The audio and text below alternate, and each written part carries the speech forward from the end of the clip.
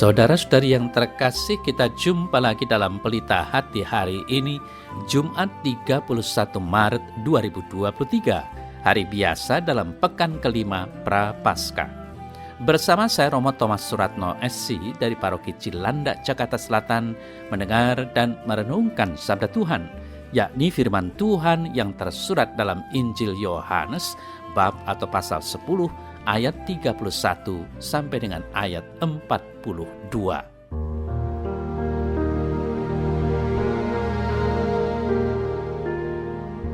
Sekali peristiwa, orang-orang Yahudi mau melempari Yesus dengan batu. Tetapi kata Yesus kepada mereka, "Banyak pekerjaan baik yang berasal dari Bapa-Ku yang kuperlihatkan kepadamu. Pekerjaan manakah di antaranya yang menyebabkan kamu mau melempari aku?" Jawab orang-orang Yahudi itu, "Bukan karena suatu pekerjaan baik maka kami mau melempari engkau, melainkan karena engkau menghujat Allah dan karena engkau sekalipun hanya seorang manusia saja menyamakan dirimu dengan Allah." Kata Yesus kepada mereka, "Tidakkah ada tertulis dalam kitab Taurat kamu, Aku telah berfirman, kamu adalah Allah." Jikalau mereka kepada siapa firman itu disampaikan disebut Allah, sedang kitab suci tidak dapat dibatalkan, masihkah kamu berkata kepada Dia yang dikuduskan oleh Bapa dan yang telah diutusnya ke dalam dunia, engkau menghujat Allah? Karena aku telah berkata, aku anak Allah. Jikalau aku tidak melakukan pekerjaan-pekerjaan Bapa-Ku, janganlah percaya kepadaku.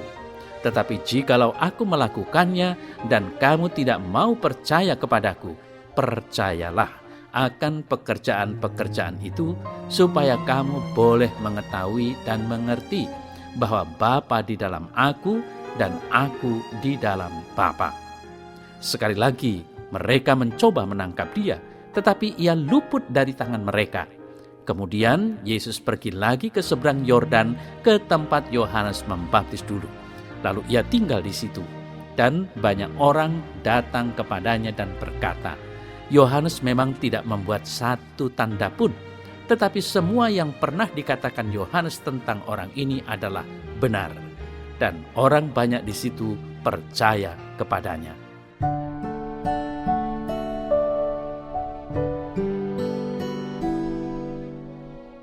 Saudara-saudari yang terkasih, banyak terjadi kekerasan dan pembunuhan bermula dari perbedaan pemahaman. Ada kelompok yang memahami suatu ajaran agama secara sempit, lalu memutlakkan keyakinannya dan harus diikuti oleh semua orang. Barang siapa tidak sepaham, mereka harus dihukum, dan kalau perlu dibunuh, dimusnahkan, didoakan supaya dilaknatkan Allah. Kelompok semacam ini memiliki kesetiaan buta terhadap ajaran, tradisi, dan keyakinannya. Mereka sering merasa paling benar sendiri dan harus menang.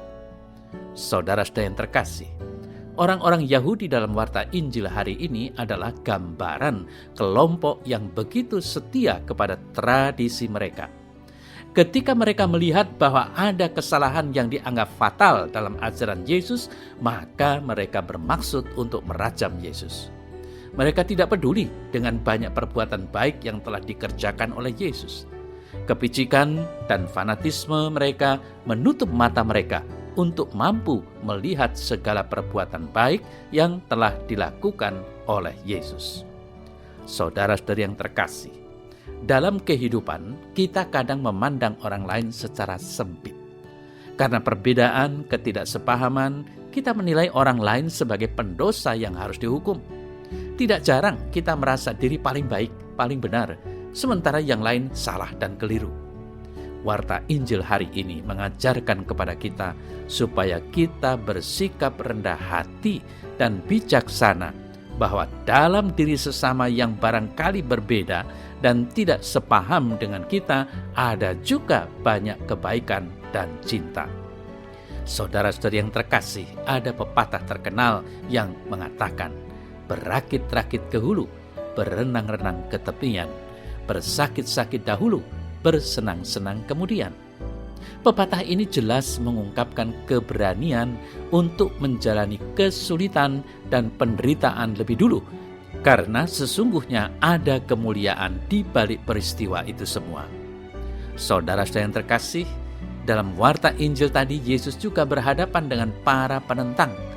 Banyak lawan Yesus, banyak kesulitan yang dihadapi, namun dia tidak gentar. Segala tanda, perbuatan, dan ajarannya sulit mereka percaya. Pendengar bukan mendengarkan sang sabda yang berbicara, tetapi mereka hanya mau mendengarkan dirinya sendiri. Mereka terikat dan terkungkung oleh daya pikirannya sendiri. Tidak terbuka hatinya akan firman Tuhan. Maka dengan lugas Yesus mengajukan pilihan, mau menerima dan percaya kepada pribadi Yesus atau menolaknya sebagai utusan Tuhan. Maka marilah kita coba memahami kehadiran Allah lewat sesama di sekitar kita dengan jangan cepat negative thinking terhadap orang lain. Tetapi haruslah bersikap positive thinking, karena kita harus sadar bahwa di setiap pribadi yang kita jumpai, Allah juga hadir.